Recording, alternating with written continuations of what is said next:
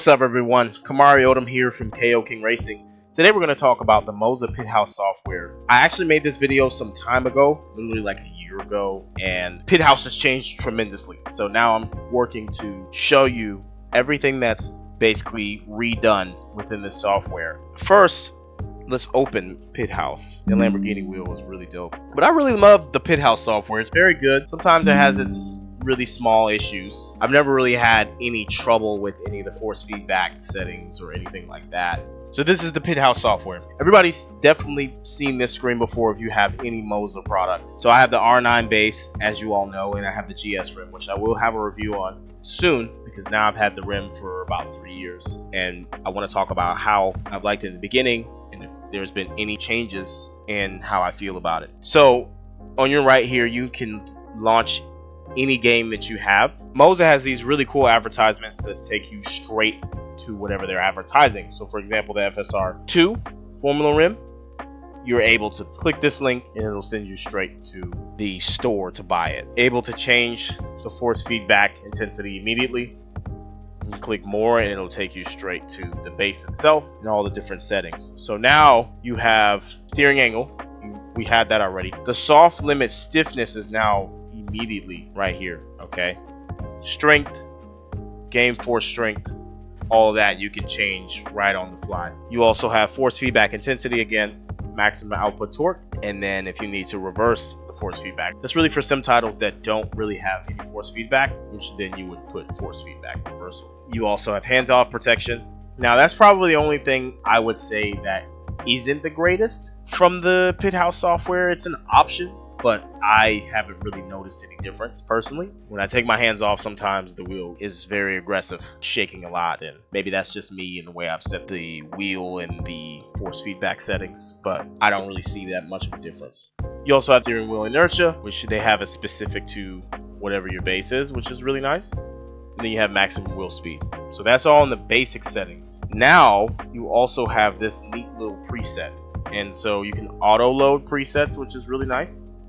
You can edit it and you can also delete it, so that's really nice, and it'll tell you what base you have, and then you can put whatever sim. So for example, if you wanted to make a new preset, I have a bunch of previous presets, but say you have, I have the R9, so let's just say I did that, okay, and I wanted to, once it auto loads, which it's nice, it gives you this nice little notification now, which it didn't used to do that. So if you change that in the mobile app or in the desktop, you'll always see this notification, which is nice. Then you can see what preset you're using. You also have all of these presets already in there. So let's just say I wanted to do specific to a game.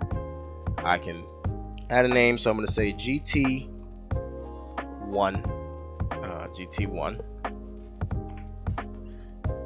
And then if you wanted to say Automobilista, for example, you can also pick specific cars, which is really cool that they've done that. And then you can click save. I'm not going to do that, but that's exactly what it would do, and then it would show whatever sim title it is, which is actually a very neat feature. So that's all of in the basic tab. You've already seen the home tab, which I actually forgot to mention that there is a maximum steering angle there, which you can change. You can also center the wheel. So say your wheel is not in the middle and it says a certain amount of degrees where it says 0, you can change that. You can also click the more button on the steering wheel and it'll take you to the steering wheel settings. I don't have the pedals. I actually have SimNet pedals, which I will have a review on those in the next coming videos. You also have your advanced settings. So advanced settings is your force feedback interpolation. You have natural dampening, natural friction, natural inertia, wheel spring strength, direct input effect tuning. Okay, that's new. I haven't even seen that. Let's see, game spring, game dampening, game inertia, game friction, speed dependent dampening. You also have start point and speed dependent dampening, and you have temperature control strategy. So that's always been there. Some of these have been added, and then of course this has always been there. You have your force feedback effect equalizer. Okay, so you can still do all of this. This was what controls the feelings you have for bumps, curbs, grass, gravel, any of that. So ABS vibration. So it really literally controls this in a frequency. You can set all of this inside of that. You can also set your base force feedback curve. So this, I usually keep it linear. Personally, I feel like linear is the best. I just like the way it's set up. To me, it feels the most realistic in my opinion, so I don't really change it. Then you also have miscellaneous. So you have work mode, standby mode. This I usually leave alone. Base Bluetooth is on, and then base status indicator. So I do like these two things. And then you have button mapping. Now the button mapping, I'm not 100% sure of what this particular section does. It just kind of feels like it's an extra section to kind of tell you, you know, what's going on with the base itself. All the different buttons that are associated with whatever wheel you have onto your base. You can also change all of your lights. Now this was previously set up very different. You'll have button light color. This is how you would change the colors on whichever button. So for example, if I wanted this to be a little bit different, I can change it. I'm gonna leave it alone because I like my colors. But you can literally change all of this on your rim. That's a very neat feature that you're able to do now. So for example, if you had dark room, or you had your light on, or you just wanted a different set of colors on each and every button. For the box button, I have it set to orange. I just like the orange. I have my RPM set to blue. I just like it blue. So even though it says that up there, that it's green, red, pink, it actually doesn't do that. I've changed it. The button light brightness adjustment, I have it at 100. The idle effects, it's at constant, so you can change the idle. So when you're leaving your actual wheel alone and you're not using it, this also has a sleep mode. So I know I'm a little bit ahead of myself, but I wanted to talk strictly about the button lights because I know that's what a lot of people also come in the software for, to change those kinds of things. So you have a breathing cycle, you have a color cycle, so it will change. It's literally changing on the rim as I'm doing it. You have a rainbow, which is pretty dope. Kind of reminds me of Rainbow Road in Mario Kart. And you have a sand flow. The sand flow is really dope. It's almost like Christmas lights or like that kind of effect. So I have it at constant. I just kind of like it. Static, not really doing too much. And so what happens is you have different colors for different effects now, which is pretty cool. This wasn't really a huge thing in previous updates, but I'm actually very glad they've done this. So all of these different effects are what's called telemetry effects. So that's your green flags, your white flags, your pit limiter, your fuel, and your ABS when it's engaging. I still need to fine tune it myself, but for example, ABS I have for yellow.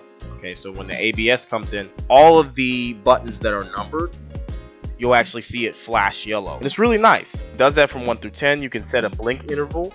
You can set a starting position, which is actually really dope. It's really nice because now I can change the colors. So if I'm, as you can see, I'm clicking, you can see everything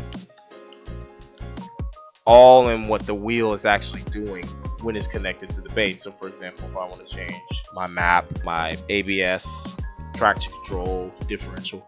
So it has all these different settings that you literally see as you're doing it. You can modify these settings heavily now. So then you have indicator settings. So you can do this based on telemetry. You can have non-telemetry mode, or you can just completely turn it off. I usually just have telemetry. It's just the easiest for me. So it's based on telemetry in the sim. So whatever sim you're driving, that's what it's going to use. I have gradient colors. So mine is blue, purple, and then red when it gets too high. Right, so that's when you start needing to shift. You have a blink threshold and a blink interval. You have a start color and an end color. Very, very simple set of rules when it comes to this. And then finally, you have your steering wheel settings. You can change each setting based on whatever sim title you're also using. The MOZA GS rim, I have it for AMS2. So in AMS2, when I'm changing any of the knobs, I have to put it in knob mode and not button mode. Because in Automobilista 2, it doesn't really like buttons. It reads it as a knob, which makes sense. But in certain titles, you can do it as a knob, or you can do it as a button, or you have to do it specifically as a knob. So I wanted to really make that very clear, because maybe you're in a sim and you're sitting there trying to change your ABS, or you're trying to change your turbo, or you're trying to change your, fuel map, and it's like, why is it not working? Well, that's why. It's simply because you have to change the band knob mode. Stick mode, this is the same thing. So I can use it as a button or a D-pad. I haven't really noticed any difference. It works the same. You have key combination settings, so for those settings you can change all of what you see here. I have everything on because that's the best for me, but if you wanted to change or consider turning this off, this is the setting you would go in. You also have a sleep light effect, so that's what I was talking about earlier. I have it in breathing mode, and I have the color as white and the speed. And then if you want to leave auto sleeps after set idle time, so mine is off. But if I wanted to do this every, I'm not touching any sim, not driving anything for about an hour, it'll automatically do it within an hour. This is also where you calibrate your paddles. So when you buy a brand new rim and you want to put it on your MOZA wheelbase, you use this setting to calibrate the rim. So you would follow the directions, and then it would do everything. This is also how you have clutches. So I'm clicking only one side, I'm not clicking both. But when that blue line is filled up, that means I'm clicking both. So I have it to where it's a dual clutch, which that's what I like. I have axis combine because I can split it, which is also not wrong, right? But I think combine also really helps sometimes if you forget. But I can have axis split. So you can do all these different settings all just in your Pit House software, which is really, really cool. I think it makes it very easy. Same thing with the wheelbase. And a lot of this you can also do in the mobile app. I have never seen in any base I've used a mobile app for the actual hardware. That works really well, by the way. Sometimes I don't feel like going back. I'm in the sim and I'm racing, or maybe I'm in the middle of doing a qualifying session. I need to change something on my force feedback, or I just need to change something, period. I forgot. Say I'm in a whole different discipline of car and I totally forget that I have a different preset. I can literally just go on my phone and change it. Save it, change it, done. Doesn't take very long at all. So you can save that. So once you're done, click this nice little save button. You can recover a setting. You can also import settings, and you can export settings. So if you want to send this to a friend or put it online, you can do so. Now the pedals I don't have personally, but this is where you would set up your pedals. You would have these nice little curves that would help you with throttle, brake, and clutch. I also do not have the digital dash, but I imagine that everything is just set up here where you would change the different dashes that you can see. This is also for the hub. Again, I only have the wheel and the wheelbase. I don't have the shifter, but this is everything you can do inside of it. This is how you would calibrate it. You can have an auto blip feature, which that's pretty nice. Auto blip duration is pretty nice. And then you can start the calibration, so that's nice. You also have a sequential gearbox. You can change the colors, which is really nice. Button brightness, shift direction, reverse. All of this can be done. So as you all can see, I don't have a lot of the hardware simply just because I don't either use it or need it. I have my own shifter from Fanatec. Maybe I'll venture into buying MOZA shifter and the sequential gearbox. Fanatec made that a little bit more simple because it has a H pattern and it has a sequential inside one unit. So I hope that MOZA would make something different in the future. That is something that I would like to see as a customer and as somebody who uses MOZA religiously and really utilizes and enjoys the product.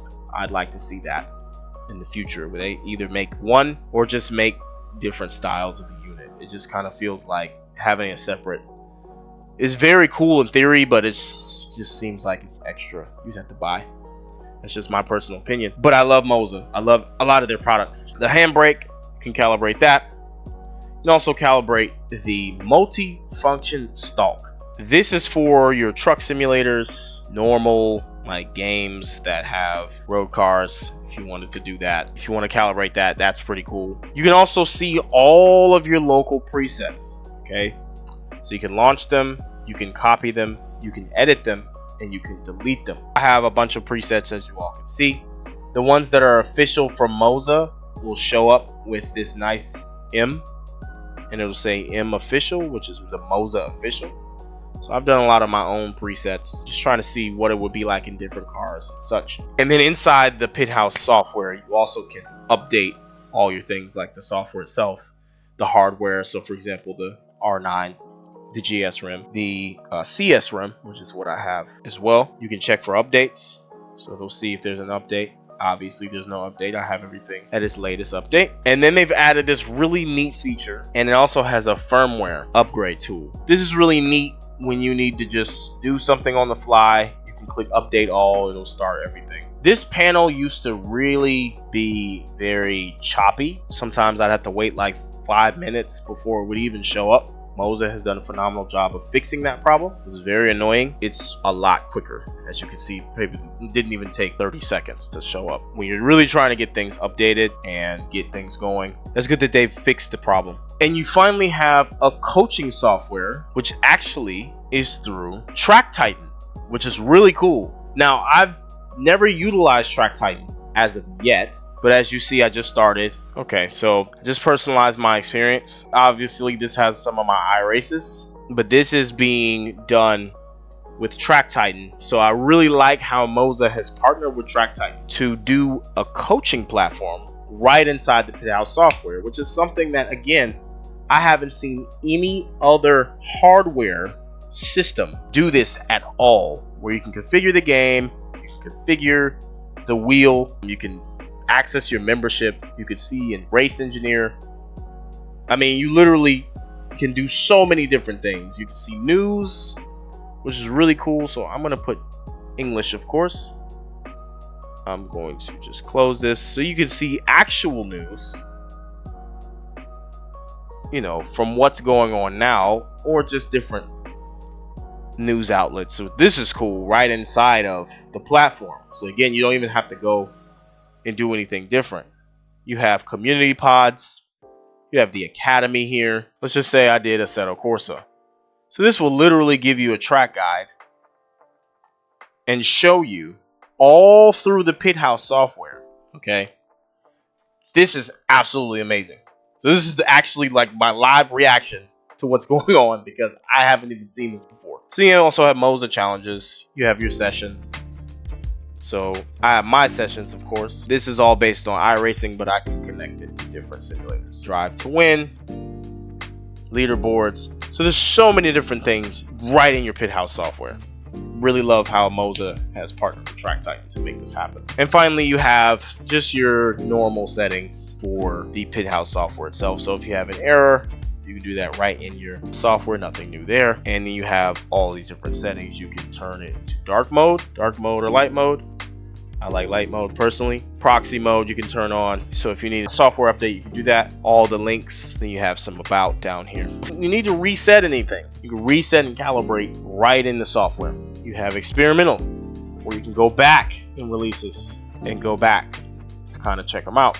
And then you have the rest of your settings here. And then you also have support if you need to contact support or go to a knowledge base. So overall, I really like the Pit House software. I think the MOZA Pit House software is phenomenal. It definitely has its issues. I've had like loading issues every now and again. Sometimes I have to load the Pit House software multiple times. So for example, if it doesn't work the first time, sometimes I have to exit and then force quit the app, which is a little annoying. So I have to Control Alt Delete sometimes, go into Task Manager and then turn it off. Or sometimes I can't even get to the Task Manager and change a preset. That is also helpful though, because I can go into my phone and just change it if I have it saved on my phone, which is something that I will talk about in the mobile app. But as far as the desktop app, I think this is phenomenal. Everything is super simple, right there, straight to the point. There are some really good settings in here. I think it's really cool how you can fix quite literally any and everything that you want and need. And it has great explanations as to what each and everything does. Like I said, the major cons I would say is the software itself. That could either be my computer,